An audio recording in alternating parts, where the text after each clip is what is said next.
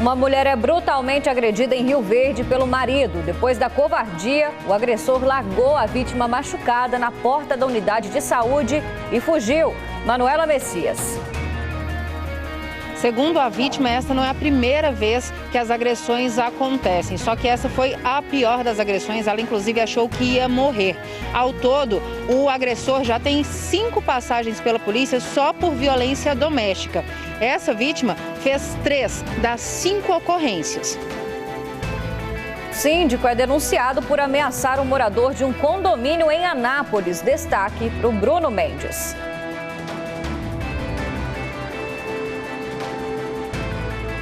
O morador, inclusive, já esteve na delegacia e disse que o síndico, que é policial penal, anda armado na intenção de intimidar as pessoas. O síndico respondeu, disse que isso não passa de uma disputa pela eleição no condomínio, que deve acontecer este mês. E depois de ter perdido a liberdade, ter o pedido de liberdade negado, Elmi Caetano vira réu por ajudar na fuga de Lázaro Barbosa. O Jornal Anhanguera fala sobre vacinação contra a Covid-19 e explica por que a faixa etária da campanha é diferente entre os municípios. Enquanto uma cidade já vacina pessoas com 28 anos, outras ainda estão na faixa etária dos 40. Para quem busca tranquilidade e segurança, nós vamos mostrar também o refúgio no meio do mato. É a opção de férias longe da aglomeração. Essas e outras notícias você confere a partir de agora no Jornal Anhanguera.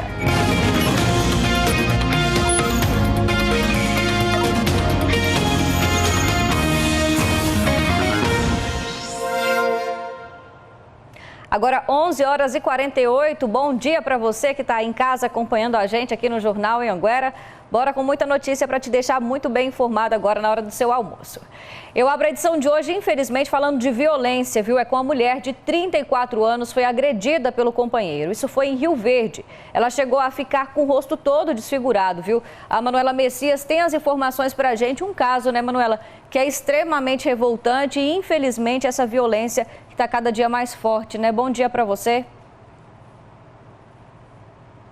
Bom dia para todo mundo que acompanha a gente. Como você bem disse, infelizmente é algo que vem acontecendo com mais frequência, não só aqui em Rio Verde, mas em todo o estado de Goiás. A agressão contra essa mulher foi no último fim de semana. Nem ela mesma entende o motivo pelo qual o companheiro começou a agredi-lo. Os dois estavam em casa até que ele pegou um pedaço de pau e começou a bater tanto nela que ela ficou completamente desfigurada. As imagens são extremamente fortes, inclusive nós borramos essas imagens para vocês, porque realmente são bem fortes essas imagens de como ela ficou, viu? Depois ele tirou ela de casa ainda, levou essa mulher para a beira de um lago. Ela até ouviu dele ameaças de morte, que ele disse que dessa vez ela não passaria, né? Isso porque ele já agrediu a companheira várias outras vezes. Ela já fez 3 boletins de ocorrência contra esse homem. Só que aí depois de agredi-la lá na beira do lago, ele ainda levou ela lá para a UPA, para a unidade de pronto atendimento, deixou essa mulher seminua, toda ensanguentada em uma cadeira de rodas, lá na entrada da unidade de saúde para que alguém socorresse essa mulher. Hoje, eu conversei com ela, daqui a pouquinho vocês vão ver essa reportagem, ela está com muito medo, porque ela disse que o homem já invadiu a casa dela várias outras vezes e ela voltou o relacionamento várias outras vezes por medo. Um relacionamento de pouco menos de quase 1 ano e meio, mas que já resultou em várias agressões, inclusive ela tem 2 filhos, não com este homem, só que os 2 filhos estavam na casa dela no momento em que tudo isso aconteceu. Até agora, depois do que aconteceu, ela não teve mais notícias dele, mas o caso está na polícia, a Polícia Civil está investigando. Inclusive, nós conversamos com a delegada e a delegada responsável pelo caso disse que precisa reunir aí um pouco mais de provas para que o homem seja levado até a polícia para ser ouvido sobre isso. Lembrando que esse suspeito é o Rodrigo Alves Cruz, de 36 anos. Nós temos a foto desse homem aí para mostrar para vocês.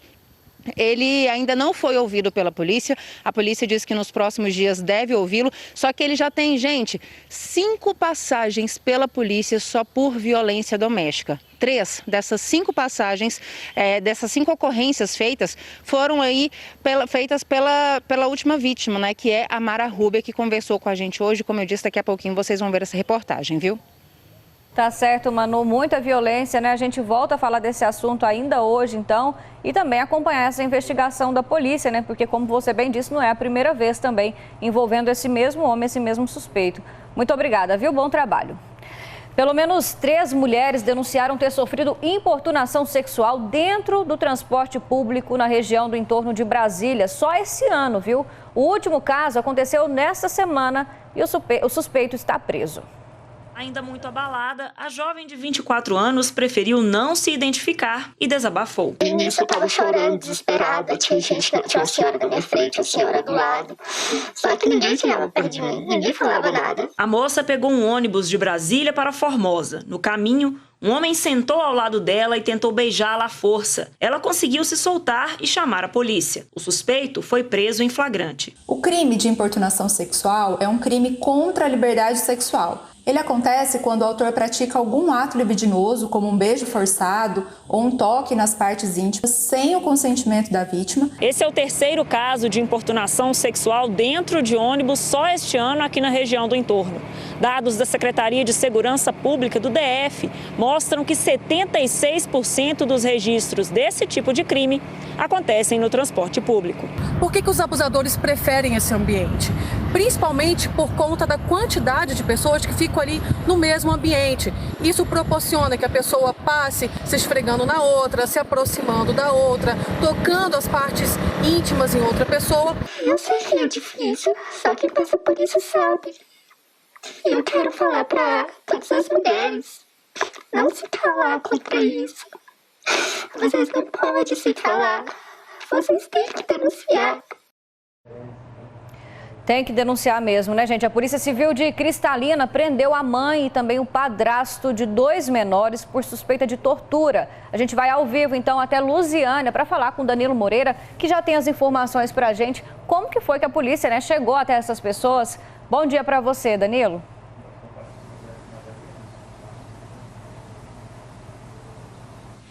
Oi, Gabriela, bom dia para você também, para todo mundo que acompanha a gente aqui no J1. Uma história triste e revoltante, viu, Gabriela? Tudo isso começou com a mãe dessas crianças levando o filho mais novo de 1 aninho para uma unidade de saúde. A criança deu entrada nessa unidade de saúde com crise convulsiva e com diversos ferimentos pelo corpo. A equipe médica atendendo então essa criança, eles acharam toda essa história estranha e acionaram a polícia. Os policiais foram lá na unidade de saúde conversando com a mãe. Ela disse que essa criança estava machucada porque teria caído dentro de casa. Os policiais foram lá na casa dessa mulher, mas chegando lá eles não encontraram evidência nenhuma de que essa criança então teria aí caído dentro de casa. O padrasto dessa criança fugiu e a criança, outro filho dessa mulher de 3 anos, estava na casa de parentes. Os policiais foram até essa casa aí desses parentes, lá encontraram então essa criança de 3 anos também com diversos ferimentos pelo corpo. Em seguida, o padrasto foi localizado. Essas 2 crianças foram levadas para um hospital em Brasília. Segundo a polícia, a criança de 1 ano está num estado mais delicado, um estado mais grave, com diversos ferimentos pelo corpo. As 2 crianças estão passando por avaliações médicas. A mãe e o padrasto foram presos em flagrante. Eles podem responder agora pelos crimes de tortura e também por tentativa de homicídio. Um par de chinelos foi apreendido porque a polícia acredita que os pais aí, né, a mãe e o padrasto teriam usado esse par de chinelo para agredir essas crianças. Agora a gente fica na torcida, Gabriela, para que essas crianças se recuperem logo, viu? Volto com você no estúdio. Sim, revoltante demais da conta. A gente vendo a foto ali, né? A gente imagina a situação que é muito pior, que infelizmente essas crianças sofreram muita violência. A gente não pode nem mostrar uma situação dessa aqui, de tão terrível que é, né? Imaginar que uma mãe tem coragem de fazer uma coisa dessa. Danilo, é revoltante mesmo, viu? Obrigada pelas informações. Segue acompanhando aí pra gente também. Qualquer novidade, só contar pra nós. Olha só, em Anápolis, gente, trocando para cá, né? A polícia encontrou mais de 130 pacotes de maconha numa caminhonete, só que foi em Quirinópolis, sudoeste do estado. 2 pessoas estavam na caminhonete, na GO 206, e fugiram em alta velocidade quando a Polícia Rodoviária Estadual tentou fazer a abordagem. Elas abandonaram a caminhonete na rodovia e conseguiram escapar. A droga, toda essa droga que a gente está vendo, estava na carroceria, dentro de malas e caixas de papelão. A placa também era clonada, viu? Os suspeitos não foram encontrados. A Polícia Militar apreendeu uma carga de pasta base de cocaína, isso foi na divisa entre os estados de Goiás e Mato Grosso. Essa droga seria entregue em Mineiros, no sudoeste do estado, e a Tássia Fernandes, então, está ao vivo e tem as informações para a gente para contar se alguém foi preso, né? Bom dia ainda, bom dia para você, Tássia. Bom dia, Gabi, para você, para todo mundo que acompanha a gente. 2 pessoas foram presas, viu? 2 homens de 40 e 43 anos. Essa droga foi encontrada depois de uma denúncia anônima de que um carro estaria transportando produtos ilícitos. Daí os policiais militares de Goiás e também de Mato Grosso e ainda a Polícia Rodoviária Federal começaram a fazer um patrulhamento mais intenso, tanto nos municípios de Alto Araguaia, em Mato Grosso, quanto em Santa Rita do Araguaia, aqui em Goiás. E aí foi durante esse patrulhamento que eles abordaram um veículo e as pessoas ali começaram a apresentar atitudes suspeitas. Durante a conversa com os policiais, eles estavam passando informações diferentes umas das outras, ficaram muito nervosos e isso só aumentou a desconfiança dos policiais, que decidiram fazer uma vistoria mais intensa no veículo. E foi aí que encontraram a droga escondida. De pasta base de cocaína. Essa droga estava embalada em balões de aniversário e escondida dentro do tanque de combustível do veículo. As 2 pessoas, logo que os policiais encontraram aí a droga, eles acabaram contando que levariam essa pasta base de cocaína para Mineiros. Os 2 foram presos e devem responder pelo crime de tráfico de drogas. Gabi. Obrigada, Tássia, pelas informações. A Polícia Civil investiga as causas da morte de um homem que foi encontrado preso a uma cerca. Isso foi em Goiatuba. A suspeita é que a cerca estava energizada. O corpo do homem foi localizado nessa rua em Goiatuba. O local ficou interditado durante o trabalho da perícia. Samuel Calixto Santos, de 34 anos, foi encontrado aqui pela irmã do dono do galinheiro. A vítima estava presa por uma das pernas nessa cerca de arame farpado.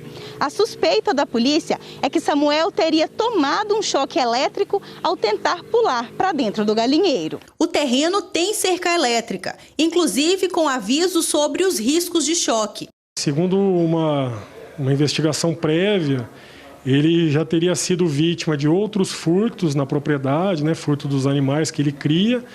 E, por conta própria, ele puxou um fio da rede elétrica e eletrificou esse arame farpado. A irmã do dono do galinheiro conversou com nossa equipe e nega que a cerca de arame farpado estava energizada.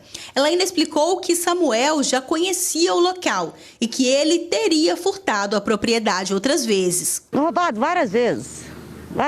Ele passou, foi por aqui, ó. Ele levantou esse coisa aqui e ficou esgarranchado aqui. Se for confirmado na investigação que a cerca de arame farpado foi energizada de forma irregular, o dono do galinheiro pode responder por crime culposo. Após aí a chegada dos laudos e ver qual a tipificação mais adequada.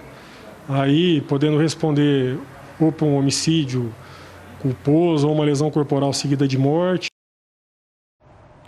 Em Anápolis, agora sim, uma confusão no condomínio foi parar na delegacia, viu? O morador do prédio disse que foi ameaçado pelo síndico. Então agora a gente chama o Bruno Mendes, que tem as informações sobre esse assunto e vai explicar o que aconteceu, né? Boa tarde para você, Bruno.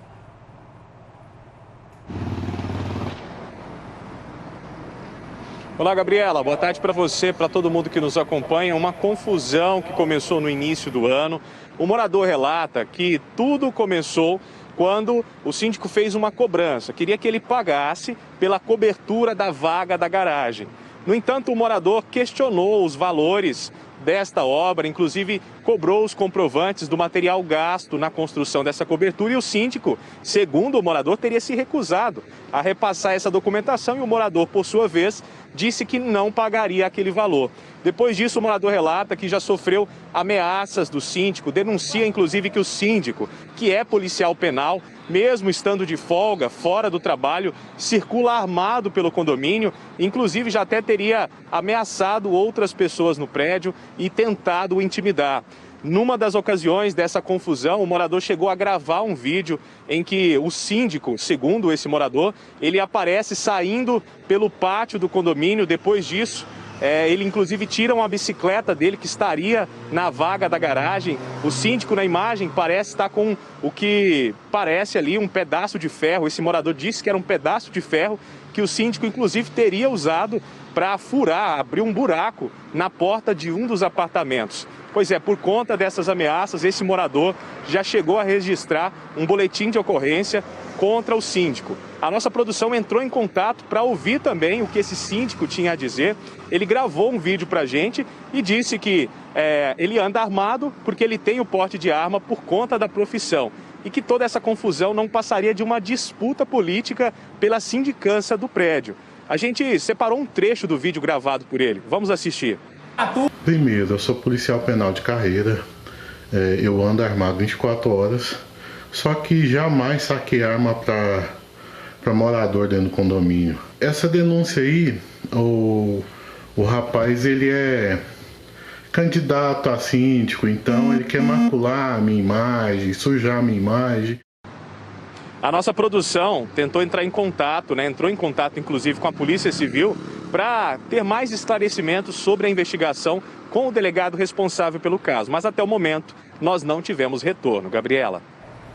Alguma coisa tem que ser feita, né? Muita intolerância também, tudo isso. A gente sabe que tem as confusões ali, uma coisinha ou outra dentro de condomínios e tudo, mas tem que ser resolvido cada coisa no seu jeito, na sua forma, sem violência, né? Muito obrigada, viu, Bruno?